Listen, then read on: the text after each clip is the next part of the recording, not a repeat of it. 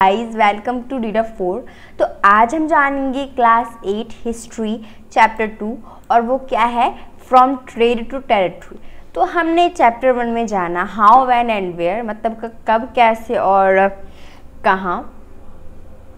ठीक है, तो उसके बाद हम जानेंगे फ्रॉम ट्रेड टू टेरिटरी।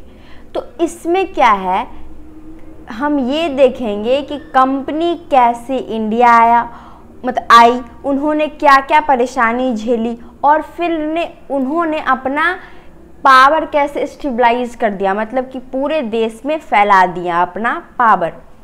ठीक है, तो चलते हैं, पार्ट 1 है हमारा ये, पार्ट 1 शुरू करते हैं। ठीक है, क्या लिखा हुआ है, Aurangzeb was the last powerful Mughal empire. ठीक है, आप मुझे प्लीज कमेंट में एक बात बताइए कि बहादुर शाह जफर के बाद जो मुगल एम्पायर था उसका नाम क्या था, मुगल रूलर था उसका नाम क्या था। ठीक है, उसके बेटे का क्या नाम था। ठीक है, तो हम सभी जानते हैं कि औरंगजेब बहुत ही पावरफुल मुगल एम्पायर था। ठीक है, बहुत ही पावरफुल रूलर था मुगल एम्पायर का। He stabilized control over a very large part of territory that is now as India। तो हम सभी जानते हैं कि मुगल एम्पायर ने हमारे पूरे इंडिया पर राज किया था। तो उसमें से एक बहुत ही पावरफुल जो है वो कौन है, औरंगजेब है। तो उस औरंगजेब ने, मतलब कि इसी के समय में क्या है, जो इंडिया की जो टेरिटरी है वो ज़्यादा बढ़ी थी औरंगजेब के ज़माने में। ठीक है, अब आगे चलते हैं। आफ्टर हिज डेथ इन 1707, उसके डेथ के बाद जब वो औरंगजेब मर गया, मैनी मुगल गवर्नर को क्या बोलते थे, सूबेदार। मुगल गवर्नर मतलब सूबेदार, चाहे आप मुगल गवर्नर बोले या फिर सूबेदार बोले, नाम क्या है, इक्वल है। एंड बिग जमींदार, मतलब कि जो बड़े बड़े जमींदार थे। Bigger asserting their authority and stabilising religion kingdom. क्या है, जब औरंगजेब मर गया तो उसके बाद जो बड़े बड़े जमींदार थे, सूबेदार थे, उन्होंने क्या किया, अपने आप को इंडिपेंडेंट मान लिया। ठीक है, और इंडिपेंडेंट माना और उन्होंने अपना एक नया क्या है, किंगडम बनाना शुरू कर दिया। जैसे जमींदार है वो एक छोटा सा जगह में एक अपना किंगडम बना लिया, एक सूबेदार अपना किंगडम बना लिया और वहाँ पे वो अपना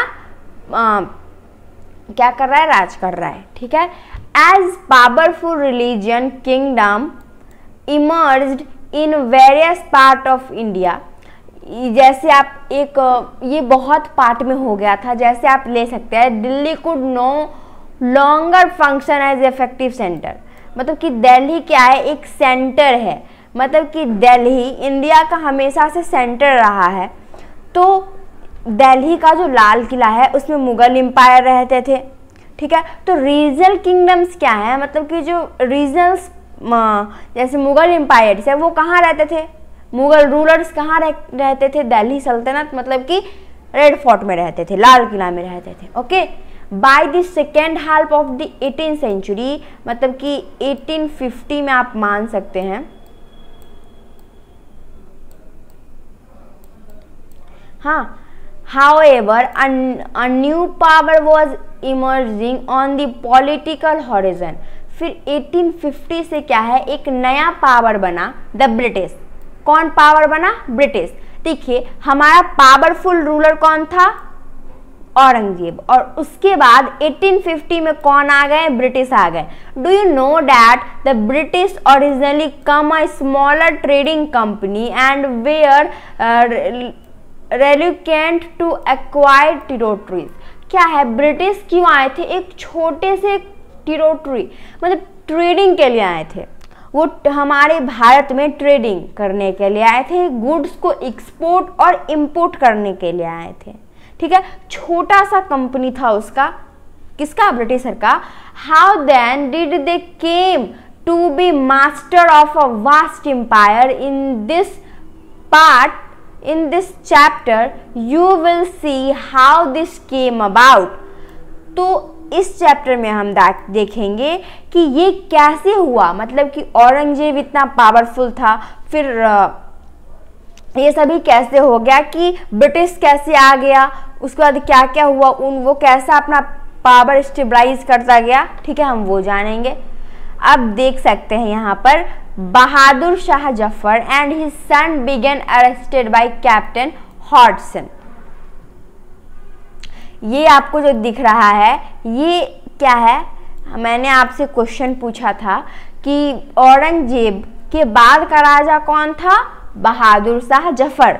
बहादुर शाह जफर ये है और ये बहादुर शाह जफर का बेटा। और ये जो आपको दिख रहा है ये कौन है, ये कौन है, ये है हॉडसन, ठीक है। वो अरेस्ट कर रहा है किसको, बहादुर शाह जफर और उसके बेटा को। After Aurangzeb there was no powerful ruler but Mughal empire continue to symbolical important. देखो क्या है, औरंगजेब के बाद कोई भी ताकतवर उसको राजा नहीं मिल सका, ठीक है, लेकिन तब पर भी हम क्या है उसको बहुत महत्व देते हैं। In fact when a massive rebellion against British rule broke out in 1857, Bahadur Shah Jafar, the Mughal Empire at the time, was seen the natural leader. अब ये चैप्टर 5 का बात कर रहा है। 1857 में हम जानेंगे कि क्या हुआ था उस समय में, ठीक है। द रिवॉल्ट ऑफ 1857 मतलब कि चैप्टर 5 हमारा। तो इसमें हम जानेंगे कि बहादुर शाह जफर का रोल क्या रहा है ब्रिटिश के अगेंस्ट फाइट करने का, और जब वो हार जाते हैं इसमें तब वो ऐसे हो जाते हैं, उनको अरेस्ट कर लिया जाता है, ठीक है। Once the revolt was put down by the company, और कंपनी जीत जाते हैं, Bahadur Shah Zafar was force to leave the kingdom and his son were shoot in cold blood, ठीक है।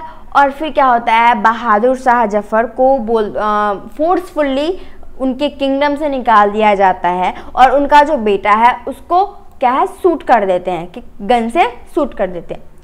तो कैसा लगा आपको वीडियो, अगर अच्छा लगा तो प्लीज़ हमारे चैनल को लाइक सब्सक्राइब एंड शेयर अवश्य कीजिए। तब तक के लिए मैं आपको एक चीज़ बता दूं कि मैंने आपको इतने अच्छे तरीके से पढ़ाया है, तो प्लीज़ इसका अगर आपको क्यूज क्वेश्चन चाहिए तो प्लीज़ हमारे डिस्क्रिप्शन और हमारे प्लेलिस्ट से क्या है आप क्यूज क्वेश्चन ले सकते हैं। आपको ऐसा क्वेश्चन मिलेगा, 10 क्यूज क्वेश्चन मिलेंगे, आप इजीली से उस क्वेश्चन को कर सकते हैं। बहुत ही इंपॉर्टेंट क्वेश्चन है, ठीक है, समझ में आ गया। तो अब हम चलते हैं, तो प्लीज मेरे चैनल को लाइक सब्सक्राइब एंड शेयर अवश्य कीजिएगा। तब तक के लिए still watching our channel and like subscribe, thanks.